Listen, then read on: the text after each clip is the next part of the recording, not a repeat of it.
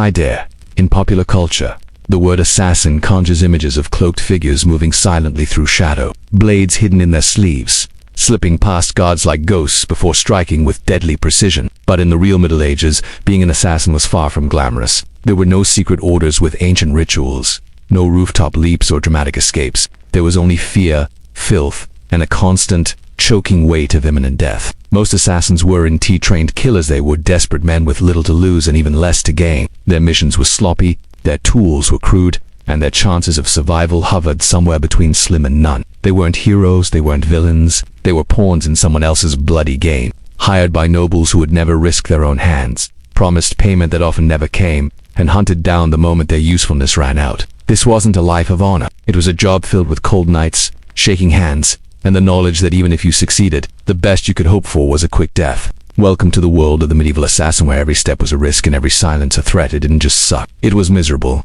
lonely, and tragically forgettable. The word assassin carries a certain allure. It's sharp, mysterious, dangerous.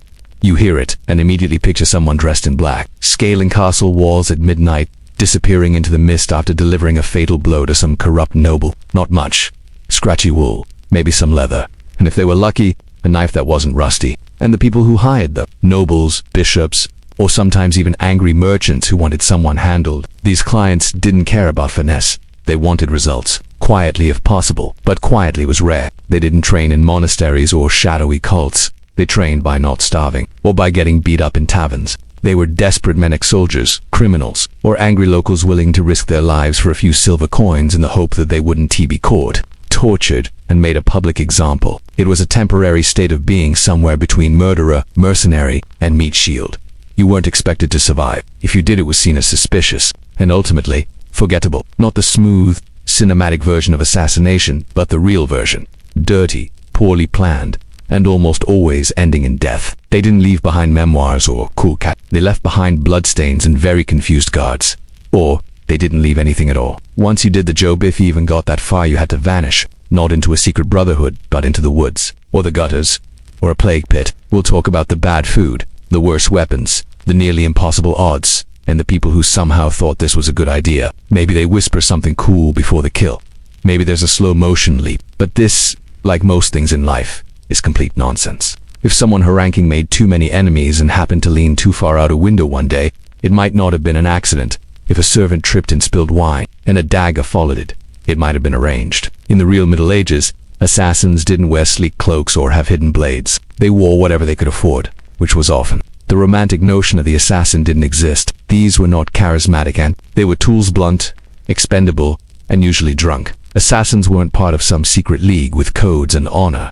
Let's get one thing straight. Assassination in the Middle Ages wasn't about precision. It was about opportunity. But most assassinations were clumsy, loud, public. There's a reason we don't have long lists of famous medieval assassins, because the sad truth is, being an assassin wasn't a profession. And if you think getting the job was hard, wait until you hear what came next. There were no contracts with legal protections, no escape plans, no aftercare. That's what this video is about. Not the myth, but the misery. Not the legend, but the lies. Over the next 2 hours, we'll take you through the sad, cold, and incredibly frustrating life of a medieval assassin. We'll also look at real historical actual assassinations that happened and explain why most of them were complete disasters. So if you came here expecting excitement, elegance, and elite killers in dark hoods, you're in the wrong century. This is boring history, and this is why it really, truly, absolutely sucked to be a medieval assassin. Let's begin. So, you've decided to kill a duke. Maybe he raised taxes again. Maybe he exiled your cousin. Or maybe you were promised 5 silver coins and half a chicken by someone who looks vaguely like they belong in the back of a tavern. It did not end well. Either way, congratulations. You're now a medieval assassin, sort of. The walls were tall, the gates were fortified, and the guards weren't exactly known for their hospitality. If you somehow managed to get inside, maybe as a servant, maybe through bribery, maybe through a very, very smelly tunnel, then your real problems started. Reality check. Crossbows were big, clunky, and took forever to reload, but also expensive, unpredictable. You do the deed. Success. But wait, what now? And deeply illegal. Most poisons available to the average assassin, if we can even use that term, were either too slow, too obvious, or didn't work at all. You're not an elite agent of darkness. You're a guy with a bloody knife, bad shoes, and a 3-minute head start. You'd need connections to apothecaries or corrupt monks, both of which required money. And guess what you don't have? Every guard will ask just a few too many questions. And remember, this is a world without passports or surveillance, but also a world where everyone in the village knows when you farted during mass 3 years ago. You cannot hide, not for long. That noble patron you trusted, he's already writing a letter denying he ever met you. He's probably also ordering someone to kill you, just in case. Because you're a liability, you're not a valued employee. Your evidence, or at least your vague description. And if they don't have one, they'll make it up. A tall man, maybe short. Beckett's skull was split open. The church was horrified. The assassins forced into exile, branded as villains. Even the king had to do penance, possibly with a beard, Matav being a woman, carried a weapon, walked suspiciously. Eventually he was cornered and killed in a church. They were public, bloody, and filled with unintended consequences. You'll need timing, silence, and the ability to stab a sleeping man without tripping over a chamber pot. You'll need to pray that nobody talks, nobody recognizes you, and nobody notices the trail of blood you accidentally left, because you forgot how heavy a body can be. It was about surviving just a few hours longer than expected, and maybe, just maybe, dying with your boots on. Often the assassins failed, and when they did succeed, the people who hired them often suffered politically, if not physically. There were no winners, just fewer survivors. It was an entire family, plot the Pazzi family, no less. The assassins, clumsy one fell while trying to run. Most were caught and executed within days. It sparked a war, but it definitely didn't end well for the guys holding the knives. But one theory is that he was assassinated on the orders of local elites, using a bribe and a dagger. The man who did it, unknown, possibly forgotten on purpose. Daggers were cheap but unreliable unless you were up close. Really close. Too close. Step 1, you need access. That means if you succeed, someone else might take the blame. They didn't just want you dead. They wanted you to regret ever being born. But don't celebrate yet, because if you fail, even slightly, the punishment is, let's say, enthusiastic. You also can't hang around to collect your reward, assuming anyone ever intended to pay you. The moment the body is found, chaos erupts. Guards start searching everything, and everyone. Gates are locked. People are tortured for answers, which is unfortunate, because dukes don't exactly hang out at the local marketplace buying onions. Others kept dogs, locked doors, or even employed tasters to make sure their soup wasn't laced with poison. And don't even think about hiding under the bed.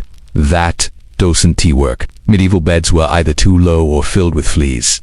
Usually both. They live in castles. Big, cold, expensive stone castles. With walls, guards, dogs, and a general policy of stabbing anyone who looks suspicious, which, if you're trying to kill someone, includes you. Getting inside a medieval castle as an outsider was about as easy as trying to sneak into a royal banquet while covered in pig dough. Coincidentally, is something someone once tried. Castles were designed for one thing: keeping people out, because now you had to find the Duke, and not just find him, but find him, alone, unguarded, and vulnerable, which he almost never was. Medieval nobility were, quite frankly, paranoid, and with good reason. Everyone wanted their titles, their land, or their head on a stick, so they took precautions, lots of them. Some slept with armed retainers in the same room. Now, let's talk weapons. You're probably picturing a sleek dagger or maybe a compact crossbow hidden under a cloak. Poison. Theoretically, yes. So let's say you get lucky. You manage to sneak in. You find the Duke, alone, asleep maybe. You can't exactly walk out the front door. And you're not James Bond. And even if you escape, don't expect peace. News travels fast, especially about dead dukes. The town criers will be shouting your name. Every peasant will be watching you. Every innkeeper will hesitate before giving you a room. Now let's talk about the Duke himself. Dukes were powerful, but they weren't stupid. Most had enemies, lots of them. We're talking full medieval justice. Torture racks, public flaying, hot pokers, and poetic forms of death. Also, just to be clear, even if someone did hire you to kill the Duke, and even if they did promise to protect you, they won't. There are a few historical examples worth mentioning here. In 1196 in London, a man named William Fitzosbert, sometimes called the Populist, stirred up the poor against the rich. Another case. In 1478, Giuliano de' Medici was assassinated during Mass in Florence. This wasn't some lone killer. Even famous deaths like that of Thomas Becket in 1170, loyal to King Henry II, were anti-clean operations. See, the patent real assassinations were rarely clean. So once again, you want to kill a duke. Good luck. You'll need access, a miracle, and a way out that doesn't involve being torn apart by horses. And even then you still probably won't get paid. Or live. Or be remembered. Because being a medieval assassin wasn't about glory. Let's say you got caught, it happens, you slipped, someone screamed, a guard heard something, or maybe you just weren't that stealthy to begin with, which, statistically, is likely put on public display as a lesson, a warning, and an unforgettable example of what happens to those who think stabbing a duke is a good idea. You are now in chains, in a cold room, with someone asking very pointed questions about why. You were found lurking outside a nobleman's chambers with a dagger and a very guilty face. Except, not really. Medieval hangings weren't always done with the drop method, where the neck breaks. That came later. No, this was the strangle slowly while swinging method. Sometimes it took minutes, sometimes longer. If the crowd was bored, someone might tug your legs to speed things up. Consider it audience participation. Now begins the worst part. Die. Because in the Middle Ages, death wasn't just a punishment, it was a show. Head, limbs, torso. These bits would then be sent around the kingdom and displayed on spike skates and bridges. You'd be tied to it, then bludgeoned with a hammer or iron bar until your limbs resembled wet rope. Sometimes you were left to die slowly, on display, for hours or even days. Vlad the Impaler, who inspired Dracula, famously used spikes to turn political enemies and assassins into forest decorations. Witnesses were said to walk through entire groves of the impaled, each one a message carved in flesh. Don't mess with the wrong prince. You'd be tied to a stake, surrounded by wood, and set on fire. The smoke might suffocate you before the flames reached your skin, or it might not. A kind of medieval billboard that read, "Don't try what this guy tried." They were professionals, often hereditary, but not particularly precise. Sometimes, a beheading took multiple swings. That's not a dignified way to go. That's a crowd groaning as your half-severed head lolls to the side while the executioner wipes his axe and tries again. If your burns healed cleanly in a few days, you were innocent. If not, well, time to meet the wheel. It was a performance, laced with fear and ritual, designed to reinforce the power of the elite and remind everyone else where they stood. And as an assassin successful or not, you were the perfect scapegoat, the villain everyone could agree on. It was supposed to be symbolic. Cleansing the soul, they said. Really, it was just excruciating. Some were protected by powerful patrons. Some simply vanished into the countryside, changed their name, and became farmers or beggars. You've got accusations, shouting, maybe some witnesses, and if you were lucky, a priest. More often, you got trial by ordeal. A sharpened pole inserted into your body, usually the back or the rear end, then slowly pushed through until it exited near your shoulder or mouth. The goal wasn't speed, the goal was horror. In certain Germanic codes of law, female assassins could be tied in a sack with snakes or dogs, then tossed into a river. Justice and assassins, in particular, made for very popular entertainment. You weren't just executed, you were demonstrated. Dead deaths catalogued only as traitors dealt with. No monument, no ballads, no gravestones, just ashes, bones, and silence. If you were caught as an assassin in the Middle Ages, you died. But you didn't just die. You were destroyed physically, publicly, and symbolically. You were turned into a message, and people would point at your rotting head on a spike and say, "That's what happens." People would throw things. Rubbish, rotting food, occasionally sharp rocks, which tells you just how desperate life was for some, and just how deep hatred could run. It was one of the few times in a peasantess life when they got to see something truly memorable. Vendors sold food, children sat on shoulders, everyone watched as someone screamed and died horribly. Then, at the execution site, you'd be hanged, but not until dead. No. Just until you were nearly unconscious. Then they'd cut you down. Alive. Barely. Let's start with the basics. If you were lucky, and luck is doing a lot of work, hero might be hanged. Simple, brutal, over in a few minutes. But that was just the beginning. Alive in England, for instance, the punishment for male traitors was to be hanged, drawn, and quartered. Let's unpack that, shall we? If you were convicted of high treason, which assassination usually qualified as, you could expect something far more. They'd slice you open, pull out your intestines, and if the executioner was feeling theatrical, burn them in front of you. Then, they'd cut out your heart. Because symbolism, first you'd be dragged through the streets behind a horse, tied to a wooden frame.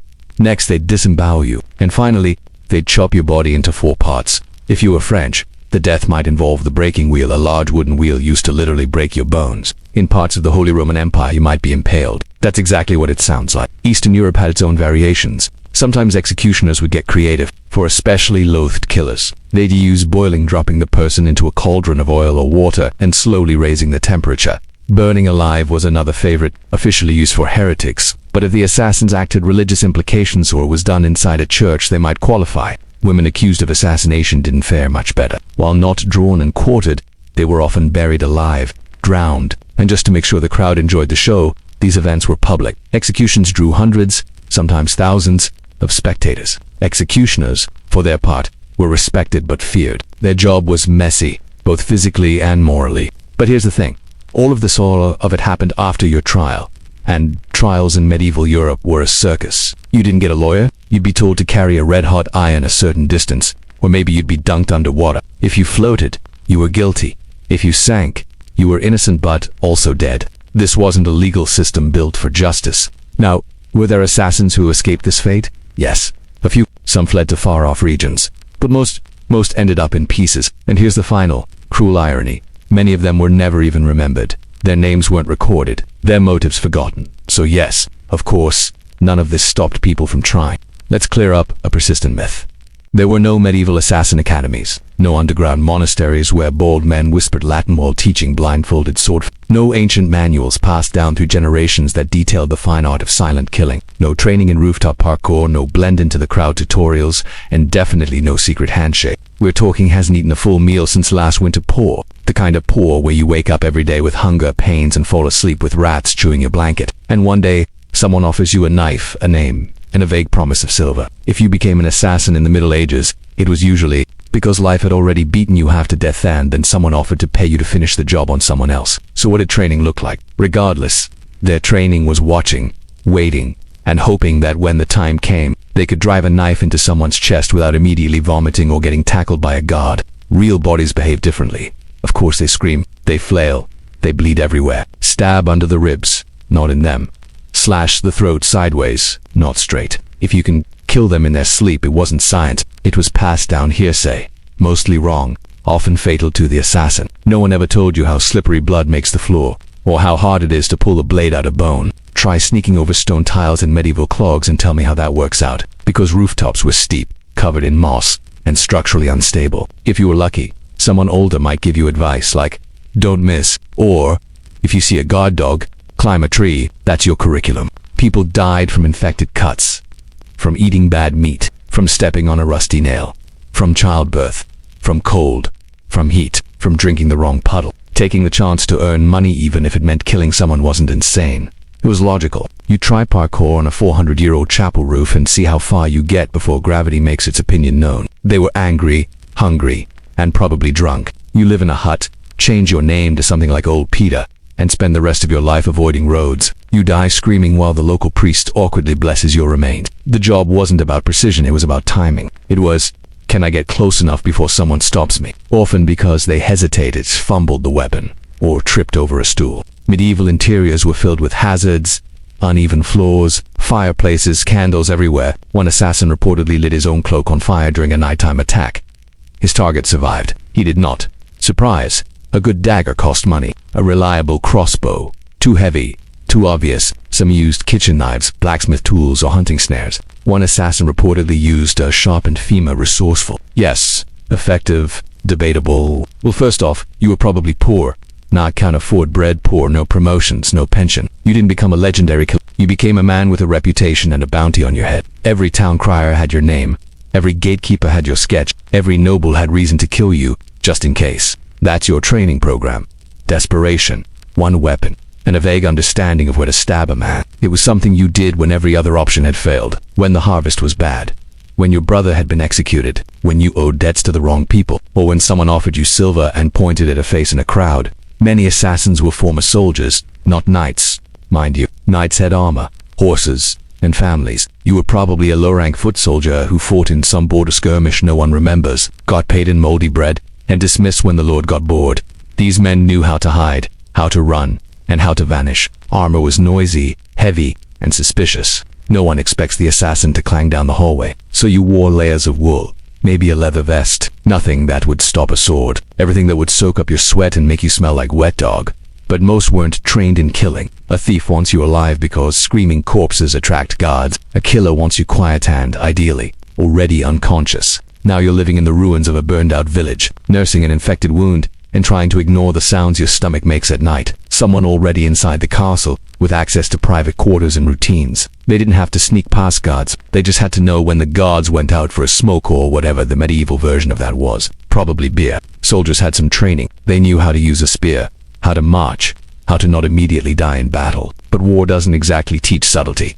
Being a soldier makes you tough. It doesn't make you sneaky. Others came from the criminal world. Thieves, pickpockets, highwaymen. Sometimes the assassin was a servant, a cook, a stable boy, These servants were often blackmailed or bribed. Sometimes they had grudges. Sometimes they were just cornered. There were no practice dummies. You trained by stabbing hay bales, maybe pigs, if you were fancy. You didn't get lessons in anatomy, but there were rumors. And your equipment, laughable. Most assassins didn't have access to quality weapons. Armor, forget it. Footwear, probably wooden shoes or torn leather sandals. Assassins didn't get training in escape techniques. You didn't practice scaling walls or leaping from rooftops. There were no drills, no mental preparation, no mentorship, because life in the Middle Ages was already deadly. And let's be honest, many of these men didn't think long-term. They weren't plotting political assassinations. Let's talk about what success looked like. Best case scenario, you kill the target, flee into the woods and never speak of it again. Worst case scenario, you miss, you're caught. Most fell somewhere in between.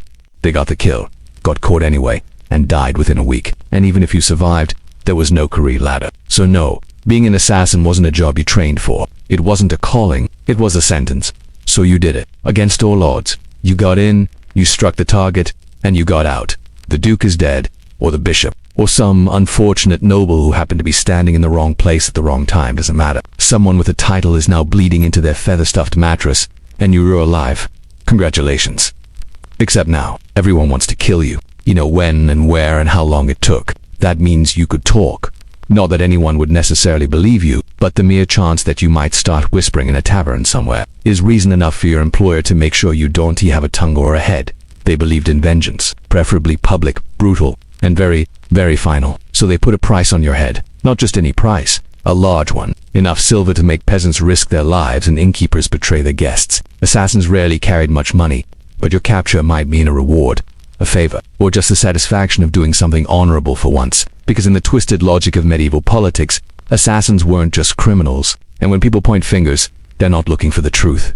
They're looking for someone expendable, someone poor, someone foreign, someone alone. They were loose ends. And in a world held together by fragile alliances, whispered betrayals, and the occasional tax revolt, loose ends didn't last long. The real killer fled, or the truth was inconvenient. So the authorities grabbed the first unlucky soul who fit the general profile and declared, justice has been served. And then they served it with rope, fire, or iron spikes.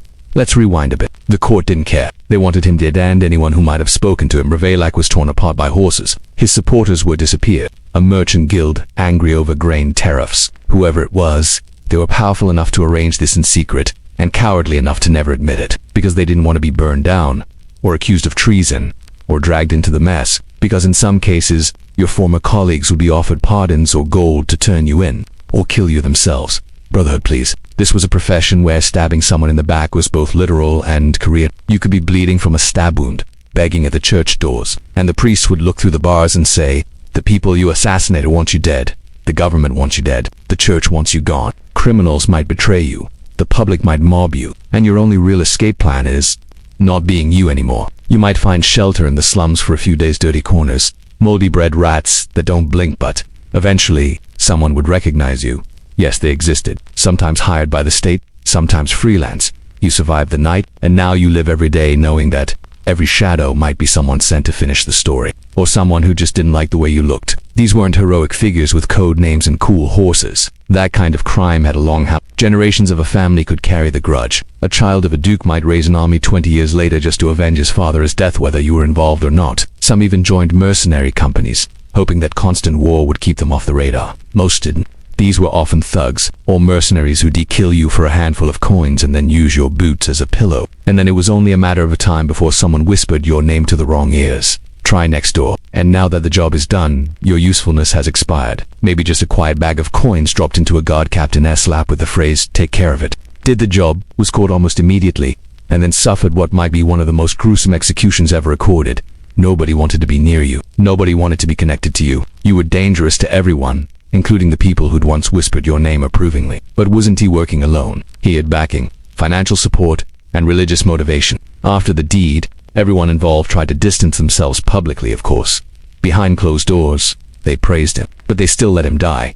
Because dead assassins don't talk. And just like that, your allies become your hunters. Your existence is no longer an asset. It's a threat. Who hired you? Was it a rival, noble, a foreign envoy, or possibly no beard? Medium height. Looks guilty. Guards are loaded. Gates are watched. Even children are told to keep an eye out for someone walking funny. You know, too much. You know who ordered the hit.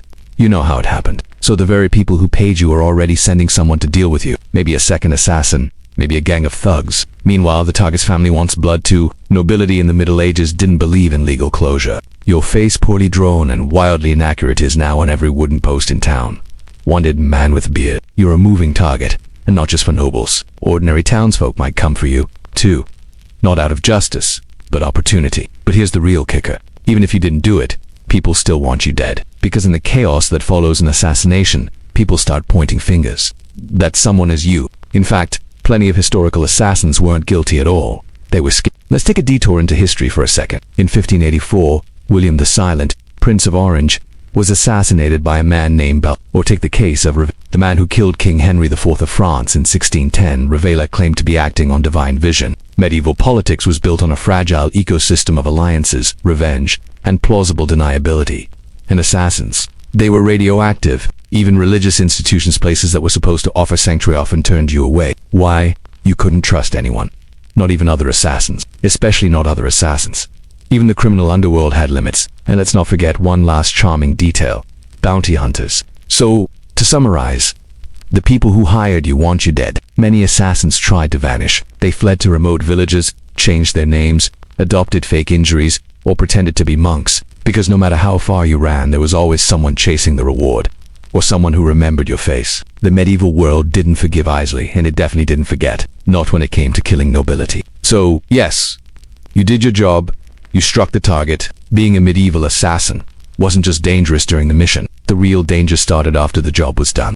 If you thought being an assassin was a miserable job, let me introduce you to someone with an even worse medieval profession. Yes, the assassin's quieter, sneakier, more paranoid cousin. The one who didn't get the brief moment of adrenaline and violent clarity, but instead lived in constant fear, endless silence, and total isolation. There was no MI6, no formal schooling in cryptography or deception. What passed for espionage training was usually a conversation that began with, "You speak 2 languages, right?" and ended with, "Great, and if you were very, very lucky, invisible ink," which in some cases meant substitution ciphers, hidden symbols, letters disguised as personal correspondence. But medieval literacy was low, so even decoding something as simple as a Caesar cipher could be a monumental task. For months, sometimes years, long enough to get invited to feasts, to overhear plans, to be ignored in the room where important people were talking. And if someone intercepted your letter and even suspected it wasn't about turnip prices, you could expect a friendly invitation to the dungeon. No backup. If things went south, there was no extraction team waiting at the castle gates with horses and cloaks. There was just you, your lies, and the nearest exit, which might be several miles away and filled with angry men holding crossbows. Urine, yes, medieval spies literally wrote secret messages in PI. That was your high-tech equipment. If you were caught, you weren't a prisoner of war. The unlucky ones were interrogated first, usually with fire, blades, and lots of screaming. The goal wasn't always information. Sometimes it was just spectacle. Spies were often discarded as soon as they were inconvenient. Caught. Too bad. Compromised. Sorry. Mission complete. Thanks. Now disappear. The whole point of a spy was to remain unseen. And if you became visible, you were a liability. They didn't get monuments, they got forgotten, even successful ones, because if a spy did their job really well, no one ever knew they were there. Nothing says Dante, spy on us, like nailing a man's tongue to a post and letting the birds handle the rest. You were a traitor, and traitors, as we've discussed, were treated with creative cruelty. Don't get caught. One of the most famous medieval spies was Sir Francis Walsingham, chief spymaster to Queen Elizabeth I, but he didn't start as a spy. He built a network, he had power, he was an administrator, a diplomat, a politician, because they were never supposed to be known in the first place. And even he lived under threat, constantly paranoid, always watching his own people. Spying in the Middle Ages wasn't the romantic, candlelit business of seduction and clever disguises, trying to blend in among nobles, pretending to be a clerk or scribe, hoping no one notices that you're rewriting a little too much about troop movements and a little too little about grain supplies. The moment someone got suspicious, it was over. You'd be followed, watched, trapped, and when the trap was sprung, you'd find yourself in a cold room with a smiling interrogator and no hope of rescue. Just lies, fear, bad food, and the knowledge that, at any moment, someone might knock on their door and ask why their letters smelled suspiciously like boiled urine. When caught, they were hanged immediately. No trial, no questions. Sometimes even suspected spies were executed. Working both sides might get you twice the money, but also twice the enemies. The moment anyone suspected you of switching sides, your life expectancy dropped to about 10 minutes. That's right, if you look shifty and happen to be from the wrong region, it could be enough to get you killed. You've taken a new name, maybe even a fake profession. Let's say you're posing as a spice merchant. That sounds glamorous until you realize you have to actually sell spices, or at least convincingly fake it. Every interaction is a potential slip-up. Every question from a local could be a trap. You can't relax. You can't be yourself. And you can't trust anyone, ever. It was boredom, suspicion, disease, and usually betrayal. A lot of betrayal. Let's start with expectations. If you were a medieval spy, chances are no one trained you. The job description was simple. Live among people who would hang you if they knew who you were. Listen, carefully write things down or memorize them if you couldn't right, and then somehow get that information back to your patron without dying. Easy, right? Now, think about the tools you had. You weren't carrying microfilm or encrypted phones. You had wax tablets, maybe some ink, maybe a scrap of parchment.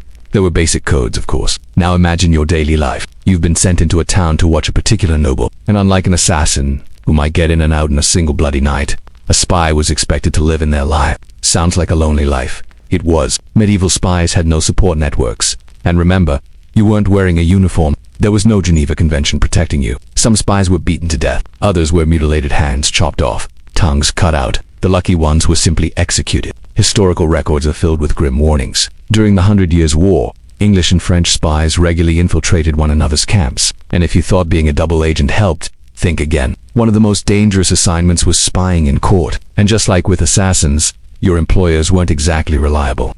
Which brings us to the truly bleak part. No one ever remembered medieval spies. Their names were rarely written down. Their missions weren't celebrated. There are, of course, a few exceptions. For every Walsingham, there were hundreds of nameless informants and false pilgrims slipping through borders and cathedrals, risking everything for whispers. Some were caught, some weren't. Most were never found. So, yes, assassins had it bad. But medieval spies, they had no fame, no glory, no quick deaths. Imagine this. You've risked everything. You've snuck into a fortified manor, crept past guards, avoided barking dogs, climbed stone steps slick with candle grease, and plunged a dagger into the chest of a powerful noble while he snored beneath a fur blanket. You barely escaped with your life. You're bruised, bleeding, and covered in someone else's blood. But you did it. You did the job. Now, finally it's time to get paid. Except, you're not getting paid. Welcome to the final insult of the medieval assassin's life. No money. There are many reasons for this, all of them depressing. First off, let's be honest. Your employer was never trustworthy. They didn't hire you through a formal contract. They didn't sign anything. There's no receipt, no witness, no parchments you can wave in court. The moment the assassin became incommutator, if the job went sideways, the rewards vanished. But who actually carried it out? We don't know. Whoever it was, they weren't paid publicly. They weren't knighted. They didn't get a fancy cottage in the countryside. They got silence, maybe a shallow grave, probably betrayal. The deal was made in shadows, whispered in an alley or backroom tavern, sealed with vague promises and probably a handshake that smelled like goat. And even if they meant to tiff, they truly intended to pay. You things changed. The patron would say something like, "Do this for your country," or "The church will remember your service," or "You'll be taken care of." These are the medieval version of "we'll circle back" or "we're reworking on the budget." It meant nothing. Just holes in the ground, bags under floorboards, or trusting a friend to hold it for you. Spoiler, their friend is going to spend it. One infamous noble in 14th century France reportedly gave an assassin a chest of silver, only for the assassin to find it filled with rocks, covered by a single layer of real coins. He was dead by the end of the week. Whether by betrayal or pure humiliation is unclear. They weren't rich, or if they weren't generous, but most were caught before they got anywhere near a dock. Ports were watched, foreigners were questioned, and a man with a limp, a bleeding hand, and too much coin was an easy mark for every bounty hunter, from here to Jerusalem. Which sounds good until you realize how dangerous that made you. Hey, wasn't that the guy sleeping under the bridge last week? A ring, a title without land. Something that sounded grand, but meant absolutely nothing. But estimates suggest that small hits like on a merchant or lower noble might fetch the equivalent of a few weeks' wages, maybe the cost of a decent cow. Major jobs, like killing a prince, could go higher. But again, payment was rare, and survival even rarer.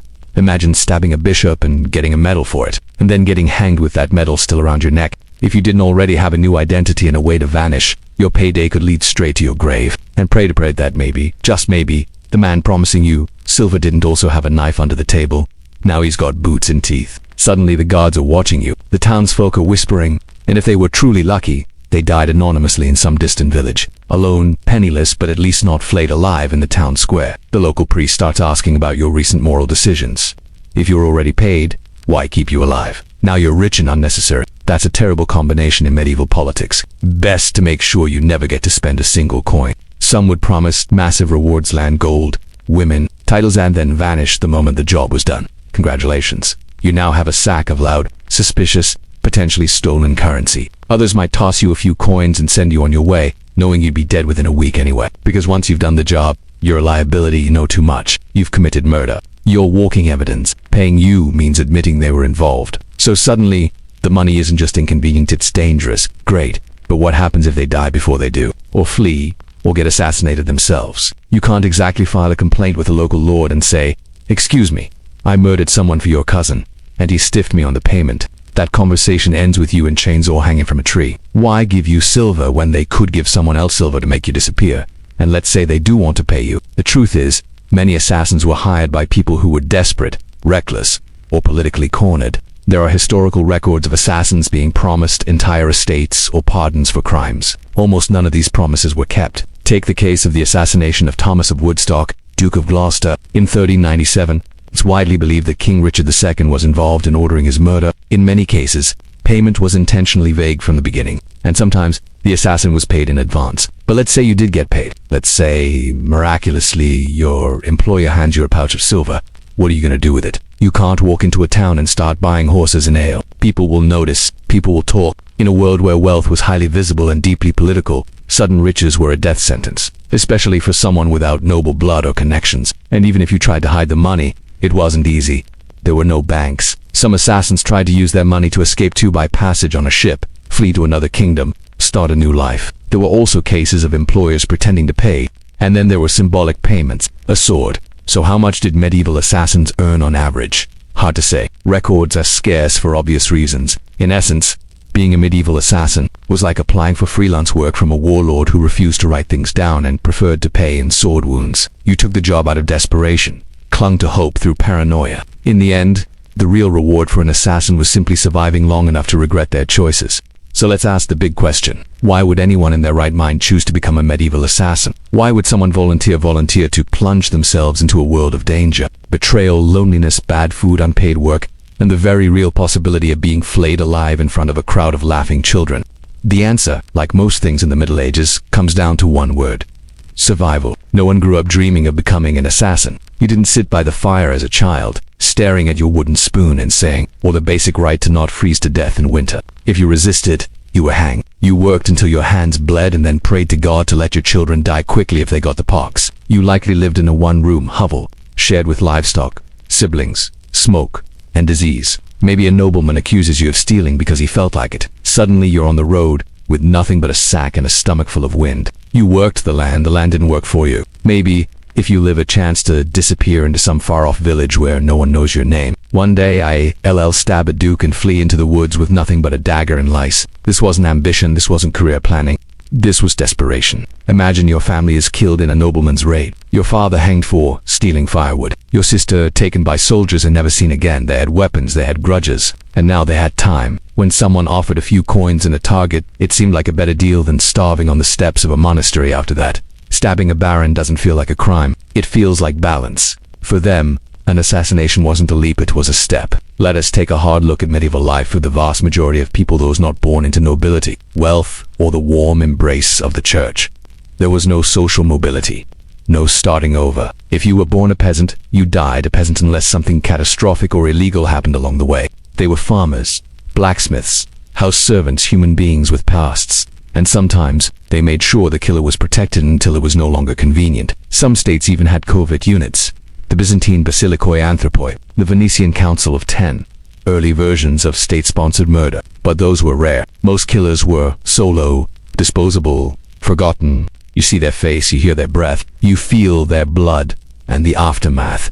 You don't just walk away from that. The kind of person everyone blames when a cow goes missing or a child gets sick. It was about people who were pushed too far, too often, and saw no way out except through someone else's chest. Poisoners, knife women, servants with access and motive. Their reasons were the same: revenge, desperation, or manipulation. And their ends often just as tragic. No one feeds you, no one helps you. And in winter, the cold becomes a slow, clawing death. Some confessed to priests, thinking they'd find forgiveness. Others confessed just to end the nightmare and face execution. People so deeply wrapped in religious or political ideology that killing felt like righteousness. God wills it. they'd say, or the king is a tyrant, or the pope is corrupt. They weren't hired. They were called by anger, by vengeance, by madness. You were born into poverty, not the kind of poverty where you can't afford Netflix, the kind where you can't afford food or a shoes. And then came the taxes. Lords taxed your grain. The church taxed your soul. The king taxed everything else. If you complained, you were beaten. Now imagine you lose your farm. Maybe a war comes through and tramples your field. Maybe your lord demands double tithes. You become a vagrant, a wanderer. Then someone offers you a chance. They don't say, be an assassin. They say, I'll pay you to deal with the problem. They say, he's a bad man. They say, you'll be doing the world a favor. And most importantly, they say, I'll give you money, not much. Maybe a handful of coins, but enough to buy food. Maybe shelter. That's the decision point. It's not about courage.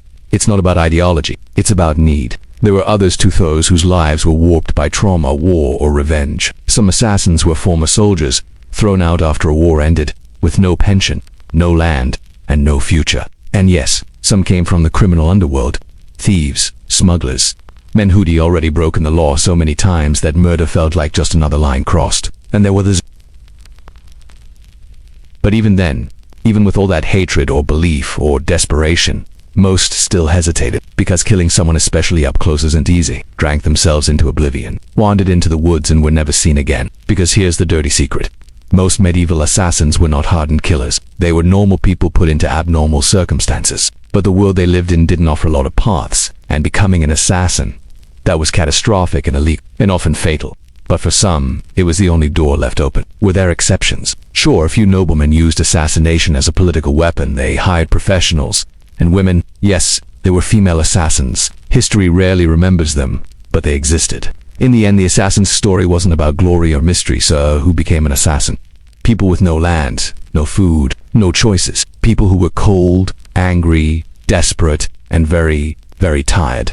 Most of the time, assassins in the Middle Ages were outcast, desperate men crawling through the cracks of a brutal system. But not always. Sometimes, their knives had official backing. Sometimes, the killing was not just tolerated, it was encouraged. Active from the late 11th to 13th century. These were Nizari Ismaili Muslims who built fortresses high in the mountains of Persia and Syria. They operated under a single, semi-mythical figure known as the Old Man of the Mountain. Whether or not he was as terrifying as the legend suggests, his assassins certainly were. Because as much as kings and popes loved to talk about honor and justice, they also loved power. Some rulers openly used assassins as part of their It wasn't always about a blade in the night. Sometimes it was poison, sometimes a hunting accident. Behind the elegance and the trade networks was the Council of Ten, a secretive body that oversaw state security. They had spies, they had informants, and if someone posed a threat to the Republic, they had people who would take care of it. There were actual records of anonymous denunciations leading directly to assassinations. Venetian justice didn't knock. It slipped a dagger between your ribs and left you in a canal. Sometimes a sudden illness that just happened to strike a man right before he published an inconvenient letter.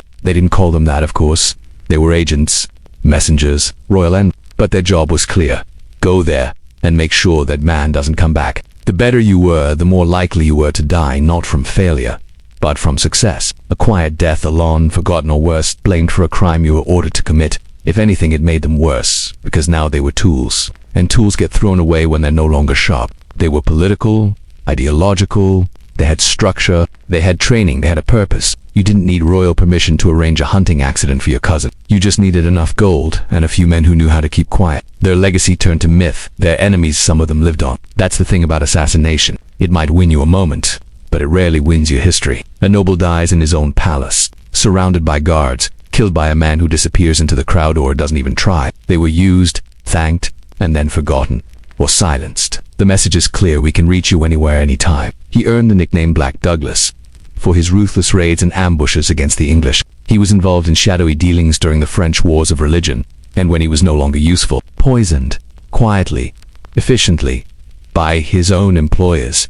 His methods, let's just say they weren't exactly chivalrous. He was given land titles, and then sent into increasingly dangerous missions until he died on foreign soil, fighting someone else's war. Their targets: sultans, crusader lords, religious rivals. In Constantinople, daggers were as common as diplomacy. If a general became too popular, he mysteriously fell ill. If a noble looked at the empress the wrong way, he fell down the stairs. Byzantine politics was a deadly game, and sometimes the emperor didn't need a war. He just needed one loyal man with a short blade. They would blend in, wait for weeks, sometimes months, and strike when the moment was right. Often in public, often in broad daylight. and often in ways designed to send a message. And power, in the Middle Ages, often came with a body count. Let us start with one of the most notorious examples, the Hashashin, the group that gave us the word assassin. Unlike most of their medieval counterparts, the Hashashin weren't doing this for money. Their kills weren't just about eliminating threats.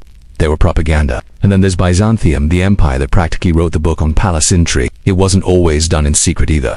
Even the papacy had its moments. While the church officially condemned murder, there were more than a few suspicious deaths surrounding political rivals of certain popes. Then there's the Venetian Republic, which ran one of the most coldly efficient governments of the medieval period. These weren't thugs. These were bureaucrats with blood on their hands. Of course, not every kingdom was that organized. In many places, hiring a killer was less of a government program and more of a nobleman's hobby. But here's the thing. Even when killing was sanctioned, the assassins were rarely protected. Take the case of James Douglas, a loyal follower of Robert de Bruce during the Wars of Scottish Independence. Or look at Gauvin de Saint, a man who likely served as a political assassin for Catherine de Medici in 16th century France. Because sanctioned or not, no one wants a killer who knows too much hanging around when the dust settles. This leads to a strange paradox.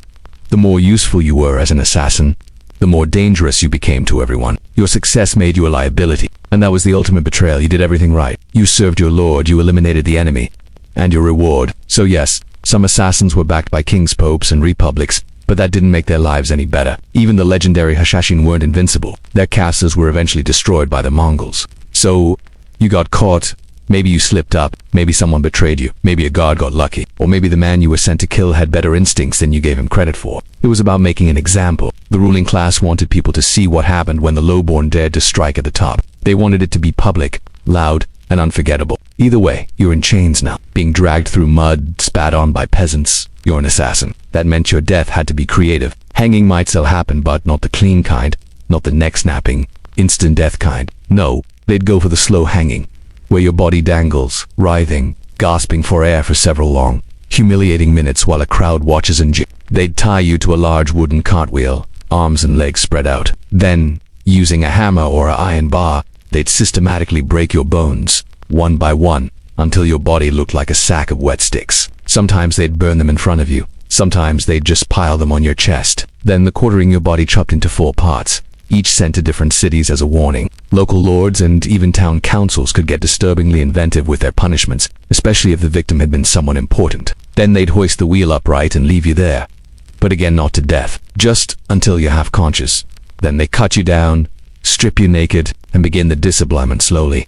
Others preferred boiling, yes boy, in water, oil, or even wine. Some had their hands chopped off, then paraded through the town with signs that read, "This man touched a noble." In some places, the preferred method was a crowd would gather sometimes, including children, and pelt you with rocks until you collapsed, particularly for those who committed holy treason like assassinating a bishop or a papal envoy. Hanging you up like Christ was a way of saying, this man is not a martyr, he's a warning. It took a long time, longer than most think. Others were branded, scarred, or simply beaten until they no longer resembled people. And for them, the punishment was just as savage, sometimes worse, because now you weren't just a killer, you were a failure. And nothing made a noble angrier than a failed assassination. It was an insult, a blemish, and they made sure the punishment matched their wounded pride. They'd drop you in feet first, slowly, as the crowd cheered and the smell of cooked flesh drifted over the square. And if you named powerful people, if you said, "Lord so-and-so paid me well," then you really were doomed. Evidence was optional. If someone powerful said you were guilty, you were guilty. You could be innocent, framed, or just unlucky and still end up screaming in a marketplace while someone peeled your skin off with tongs, because now they had another reason to silence you. If they didn't want to kill you right away, they'd de-lock you in a small metal cage barely large enough to sit or stand and hang it from the city gates. There you stayed, in sun and rain, day and night, starving, rotting, and very, very visible. And rulers knew that fear was a powerful tool. The crowd got to him first, or the guards took justice into their own hands, or the noble's personal retainers dragged him into a barn, away from witnesses, and did things that don't belong in any history book. If the people believed that assassins would be torn apart in public, maybe they'd be less likely to pick up a dagger themselves. People would throw things. Food, if they pitied you. Rocks, if they didn't. Most died within days. Some lasted longer. No one lasted well for hours, sometimes days. Buzzards would come before death did, and shoved into a damp stone cell that smells like old blood and rat droppings. You are a secret weapon now, you're just evidence, and the punishment is coming. Medieval justice was never subtle, and when it came to assassins, especially those who killed nobles, clergy, or royals, it wasn't just about retribution. Let's start with the basics. Hanging. That was the simplest and most common punishment for murderers and thieves. But you're not just any criminal. Reserved for the special criminal straighters, regicides, and yes, assassins of the elite. It was popular in medieval England, and it was exactly as bad as it sounds. Sometimes they cut you down before you died just to prolong it. Other times, they skipped the rope entirely and went straight to the wheel. Still too merciful. Let's talk drawing and quartering. First, you're dragged on a wooden hurdle through the streets face down, bruised, bleeding. Then, you're hanged. They slice your abdomen open and pull out your intestines while you're still alive. Then came the castration. But if you thought only kings and nobles ordered this kind of spectacle, think again. Some had you burned alive, not witch style where they piled wood at your feet, but slow-burning fires that roasted you from the bottom up. And then there were the public tongues cut out, noses removed, ears sliced, eyes gouged. But perhaps the most medieval of medieval punishments was the iron cage. All of this wasn't just vengeance, it was theater. The punishment was designed not just to hurt you, but to terrify everyone else. Because medieval society wasn't stable. Peasants were always one bad harvest away from rebellion. Nobles were constantly feuding. The church was paranoid. Even when executions weren't as theatrical, they were still brutal. Others chose crucifixion, yes, even after the Roman era. But what if you confessed? What if you broke down, named names, begged for forgiveness? Didn't matter. Sometimes, a confession just gave your captors more excuses to invent new tortures. Even worse, some assassins were caught before they completed their mission. But here's the darkest truth. Some punishments weren't official at all. Sometimes, the assassin never made it to trial. And if the killer was wrongly accused, well, too bad. Trials were brief. So yes, assassination in the Middle Ages was already miserable, thankless, and terrifying. But if you got caught, it became a slow-motion nightmare. Because this wasn't modern justice. There were no appeals, no rights, no last-minute pardons from the king. There was only pain, and spectacle, and silence at the end. You'd think murder in the Middle Ages would always be a big deal. After all, it's murder. Someone dies. Someone's responsible. Justice must be served. Right?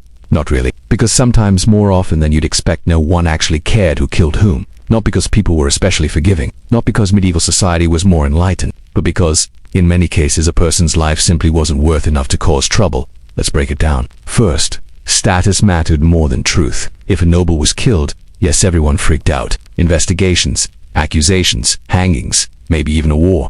But if a peasant was killed, a servant, a beggar, most of the time, there was no trial, no inquiry, no punishment. Life was cheap at the bottom. The local lord might not even be informed. There are actual legal records where a peasantess murder is listed as a minor offense if it was listed at all. In 13th century England, the death of a landless laborer might result in a small fine. No one asked questions. No one sent knights to investigate. Why bother? The man didn't pay taxes, he didn't own anything, he was just gong sack, and witnesses didn't want to get involved. Suppose you saw someone get stabbed in the back in a medieval alley. Would you run to the authorities? Probably not, because that meant you'd be dragged into a long, messy, dangerous process. You might be accused yourself. You might be punished for not reporting it sooner. Whereas the killer might be connected. What if he was a nobleman? What if he came back? So, instead, most people looked the other way, or stayed silent. I didn't see anything. I was tending the sheep, I was at mass. Safer that way. And if the dead man was from a rival village, or disliked, or just inconvenient, all the better. Problem solved. Good riddance. Third, jurisdiction was a nightmare. Medieval Europe didn't have a unified legal system. You could walk 10 miles and enter a place with totally different laws. The church had its own courts. Nobles had private justice. Towns had charters. Sometimes, the king intervened. Sometimes, he didn't. In this patchwork mess, killers could just leave the area and be effectively immune. Imagine, you murder someone in village A. You flee to monastery B. Now the church protects you. Or you flee to city C, where you claim sanctuary. Or you just bribe someone and keep walking. Enforcement was inconsistent, lazy, or corrupt. Unless someone powerful really wanted you caught, you weren't. Now add another twist. Private revenge. In many places, justice wasn't about courts, it was about blood feuds. Your cousin is murdered. You gather your family and go kill one of theirs. They retaliate and so on. This was tradition. Custom, a loop of violence so entrenched that entire villages were caught in it for generations. And guess what? No one was punished in these cycles. The authorities stayed out of it. If two noble houses were locked in a blood feud, it was seen as their business. Let them kill each other. Just don't spill blood in the cathedral. And then there were political killings, the kind where everybody knew who did it, but no one said anything. Why? Because the killer was powerful. Because accusing them meant war. Because the dead man was inconvenient anyway. Because, frankly, No one wanted to deal with the fallout. Example. Let's say a powerful baron is poisoned during a feast. Everyone suspects the rival baron across the valley. But unless there's a witness or overwhelming proof, the incident gets brushed aside. Unfortunate illness. Bad wine. God's will. Or, even better, the killer was acting on behalf of someone important. Maybe the king, maybe the pope, maybe a powerful merchant guild. In those cases, it wasn't even seen as a crime. It was necessary, strategic, regrettable, but justified. And don't forget about legalized murderers. That was a thing. Trial by combat, for example. If two men had a dispute and agreed to fight, and one killed the other, it was legal, sanctified by tradition. God has judged no murder, no penalty, or judicial execution. If a man was accused of something and confessed whether under torture or not, the authorities could kill him legally. Even if the accusation was false, no one cared who pulled the lever or swung the axe. But the worst example might be city-state politics. Take Florence, Venice, or Genoa. In these tightly packed, paranoid cities, political assassination was almost expected. Councils changed overnight. Exiles returned with knives. One family ruled then vanished. Everyone had enemies. Everyone had knives. And everyone had secrets. When someone turned up dead in a canal or collapsed at a banquet, no one asked, who did it? They asked, was it smart? Will there be retaliation? Do we need to lock the gates? So yes, sometimes, nobody cared who killed whom. Because death was ordinary. Because justice was flawed. Because silence was safer. Because life was hard and people disappeared all the time. That doesn't mean murder was always ignored. But it does mean that in the chaotic, fragmented, brutal world of the Middle Ages, truth was optional. Justice was selective. In life, well, it was often expendable. Let's say you beat the odds. You weren't caught. You weren't tortured. You weren't executed or poisoned by your employer or dragged into a river with a dagger in your ribs. You did the impossible. You survived as a medieval assassin. Now what? What happens when the blood dries, the enemies are dead, the coins are buried in a field somewhere, and you're still breathing? It turns out that surviving wasn't the same as escaping, because the end game for a medieval assassin wasn't glory or a retirement or a house by the sea. Most of the time, it was fear, paranoia, poverty, and a long, quiet slide into nothing. Let's start with the obvious. You can't go home, even if you weren't exposed or named. Someone always suspects. That guard who saw your face in a torchlight. That servant who noticed you leaving at dawn. That priest who knows more than he lets on. The risk never fully disappears. So what do? You disappear first. Maybe you change your name, grow a beard, move to towns over, pretend to be a tanner, or a beggar, or a penitent monk. You can't tell anyone who you really are. You can't form real friendships. You definitely can't settle down, raise a family, or join a guild. Because eventually, someone would ask, what did you do before this? And the truth can't be told. Then there's the money. Assuming you were actually paid, which most assassins weren't, you can't spend it openly. Too much coin draws attention. And if anyone ties that silver to a noble's murder, you're done. So instead, you live small, quiet. Maybe you bury it. Maybe you pay someone to smuggle you across a border. Or maybe you never touch it at all, too afraid it's cursed with bad luck or bad memories. Some assassins tried to vanish into It sounds dramatic, but it happened. Cloisters were one of the few places a man could disappear in plain sight. The church might take you in, especially if you claimed repentance. And yes, the church hated murder, but it loved redemption. A man who confessed might be punished, but also hidden, sheltered, even valued. But the price was steep. You gave up freedom, lived in silence, ate roots and porridge, and woke up every day to face the person you used to be. Others turned to drink, to madness, because the trauma didn't go away. Killing someone, especially up close, left scars. You might see their face in every shadow, hear their last breath when the wind howls. It didn't matter if the victim was cruel, or rich, or deserved it. Their death lived in you now. And who could you talk to about it? No one. Some tried to confess quietly, but even that was dangerous. Priests weren't always discreet. And if you admitted to killing someone important, the priest might turn you in, hoping to save his own skin or win favor with the Lord. So, silence again. But even if you avoided all that, no justice, no priest, no guilt, you still had a problem. The world was changing. Political tides shifted. Maybe you killed a baron 10 years ago, and now his son sits on the throne. What happens if he starts asking questions, or hires spies, or sends men to clean up the past? Assassins lived under permanent threat. You were always one bad rumor away from a knock at the door, one drunken mistake away from exposure, one bitter neighbor away from ruin. And then there's age. What happens when your hands start shaking, when your knees don't run like they used to, when your eyesight dims, and your dagger no longer strikes true? You can go back to being a Livorno one hires a 60-year-old stranger with scars and no family. You can't beg forever, and if you try to kill again, you'll fail. And then you'll die slowly, publicly. Some old assassins tried to mentor others, pass on their skills, start small groups, mercenary bands, thieves' guilds, secret circles. But that came with risk. Training others meant trusting them, and trust was never in the assassin's vocabulary. The smarter ones simply vanished. They walked into the woods and never returned, or took a boat to nowhere, or faked their death. Some turned themselves in, hoping for a quick execution. Others just stopped eating, or drinking, or caring. Because there's one thread that runs through nearly every account of the long-lived killer: loneliness. Even if you live, you don't really live. You exist in a shadow, forgotten, or worse, remembered only by those who want you dead. There are very few records of assassins dying peacefully in bed. Fewer still with children, or graves with names. Most simply vanished into history, their final moments undocumented, their legacy erased. Because if they were successful, no one ever knew who they were in the first place, and maybe that was the best they could hope for. No glory, no songs, no justice, just silence. So far, we've looked at assassins from every miserable angle: how they lived, how they killed, how they did or worse, how they survived. But there's one perspective we haven't explored yet.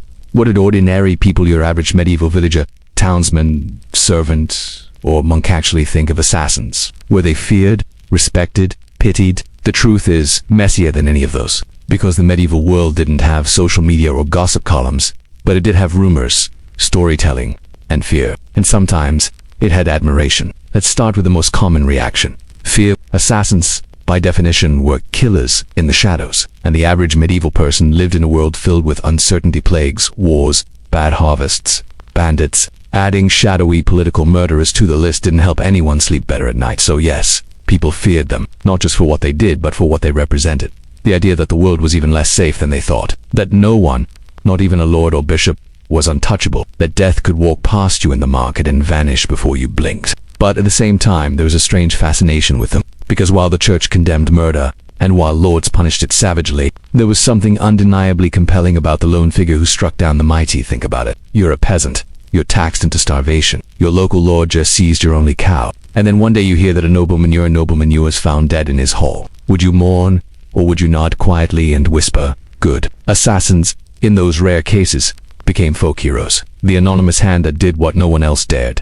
Not always, not everywhere, but enough that these stories began to circulate. They were exaggerated myths, sometimes entirely invented, but they spoke to a deep, unspoken wish that injustice had a price. Of course, this romantic view depended on who the assassin killed. If the victim was a local priest, a healer, or a popular merchant, the killer was a demon. If the victim was a tyrant, a tax collector, or a corrupt bailiff, the killer was a ghost of justice. Some ballads even mentioned such figures, not by name, never by name, but in lines like "the shadowed blade that freed the hill," or "the silent one who drank the duca's last breath." These weren't historical records. They were catharsis, hope in a world with little of it. But admiration was always mixed with dread, because assassins weren't predictable. They weren't always righteous. Sometimes they killed for coin, or politics, or madness. And when that happened, when the killing felt arbitrary or unjustified, people turned on them. Quickly, fear became hatred. Villagers might spit on a corpse. Clergy would preach fiery sermons. Children were told stories of the dagger man who would come for bad boys and liars. Assassins were a tool of vengeance, fear, or fantasy, but never a stable figure. They belonged to the margins, and in medieval society, the margins were dangerous. There's also the religious angle. The church condemned assassination as mortal sin, especially when it involved clergy, which it sometimes did. But even outside church politics, murder was seen as an attack not just on life, but on God's plan. Only God, they said, had the right to decide who lived and died. That made assassins not just criminals, but cosmic offenders. Yet, the church was full of contradictions. Saints were martyred.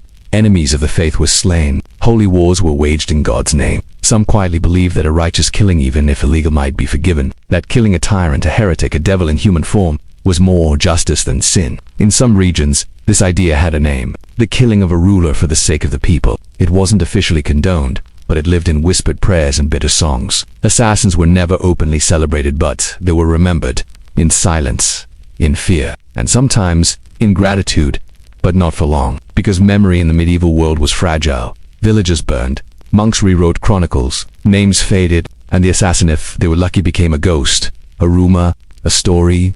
If they were unlucky, they became an example, hung from a gate, dismembered in the square, condemned for all to see. Either way, They were rarely seen as people. No one asked what brought them to the knife. No one wondered what they'd lost or feared or hated. They were a function, a moment, a warning. To most medieval people, that was enough. A figure in the dark, leaving only blood behind.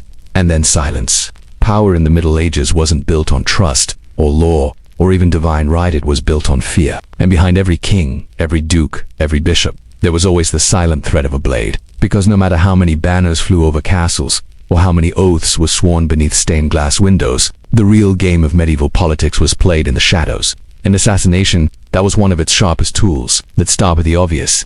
The powerful didn't just fear assassins, they used them. Open warfare was expensive. It wrecked harvests, drained coffers, and risked rebellion. But one man with a dagger, one quiet death in the night, that was cheaper, cleaner, easier to deny. So kings sent envoys who never returned. Bishops died mysteriously in their sleep. Claimants to thrones fell off horses with broken necks, and no one asked too many questions. Why? Because everyone understood. Power demanded blood, but not always on the battlefield. Some rulers even institutionalized it. In Sicily, in Byzantium, in parts of the Holy Roman Empire, secret courts and shadow councils maintained networks of agents whose job wasn't diplomacy. Venice's Council of Ten, France's secret letters, Decachet, England's master of spies. They didn't wear armor, they didn't command armies, but they were often more dangerous than both. Assassination wasn't just a crime, it was strategy. Remove a rival before he gathers support. Kill a reformer before he inspires revolt. Eliminate a general who's becoming too popular with the troops. Every death had a purpose. Every corpse was a message. And because the message came without open war, it could be denied. Disowned, buried out was the beauty of assassination. It allowed rulers to reshape the board without flipping the table. Of course, there were risks. Use the knife too often, and people stop trusting anyone. Paranoia spreads. Courts become silent, servants listen too closely, and allies begin to wonder if they're next. Power becomes brittle. But use it just enough. You create a myth that your enemies vanish, that betrayal is fatal, that loyalty isn't just rewarded, it's the only thing keeping you alive. And that's the real power of assassination. It disciplines the powerful. Everyone in the room smiles.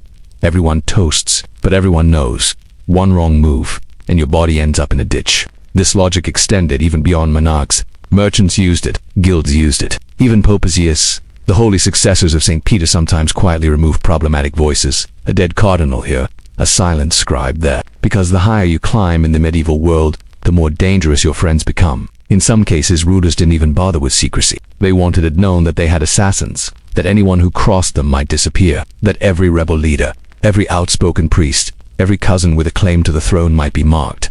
And if the assassin was caught, all the better. Now they could parade the killer, claim innocence, and remind everyone just how dangerous the world really was. Even stories of failed assassinations were useful. They reinforced the idea that power attracted violence, that rulers lived under constant threat, and so needed obedience, loyalty, and unquestioned authority. Look, they'd say, at what happens when the order breaks? But here's the irony.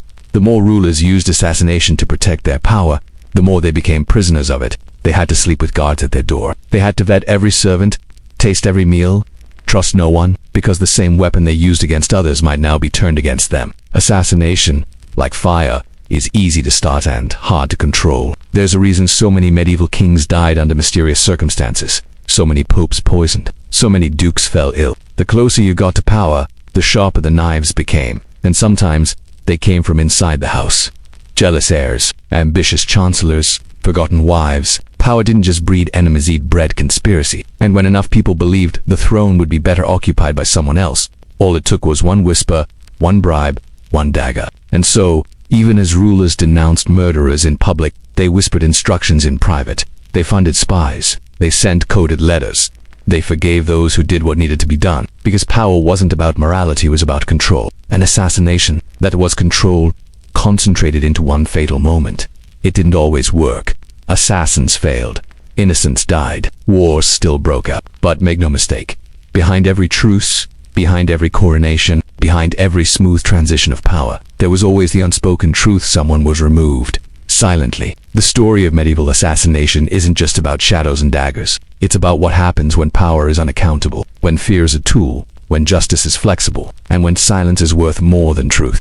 So now we've reached the end. 15 parts of blood, shadows, whispers, betrayals, and blades. We've seen how assassins lived, how they worked, how they died, or worse, how they survived. But through all of it, one final question lingers like smoke in the rafters. What was the true cost of being a medieval assassin? The easy answer is death. Most of them died, killed in the act, tortured to death, executed in town squares or forgotten in dungeons. Their lives were short, their deaths were ugly, and their names were rarely remembered. But that's only part of the story. The real cost was far deeper and far quieter. The cost was identity. Once you became an assassin, you stopped being a person. You became a function, a weapon, a rumor. You could never go back to being a farmer, or a craftsman, or a brother. You belong to the shadows now, and the shadows do not return what they take. The cost was trust. You lived alone, not because you wanted to, but because you had to. Every ally was a risk, every friend a liability. You couldn't love, you couldn't belong, you couldn't be known. The cost was peace. Even if you escaped justice, even if you lived to old age, the ghosts followed you, in dreams, in sudden noises, in the silence between prayers. The face of the man you killed, the gasp of the woman who saw you, the smell of blood that never left your hands.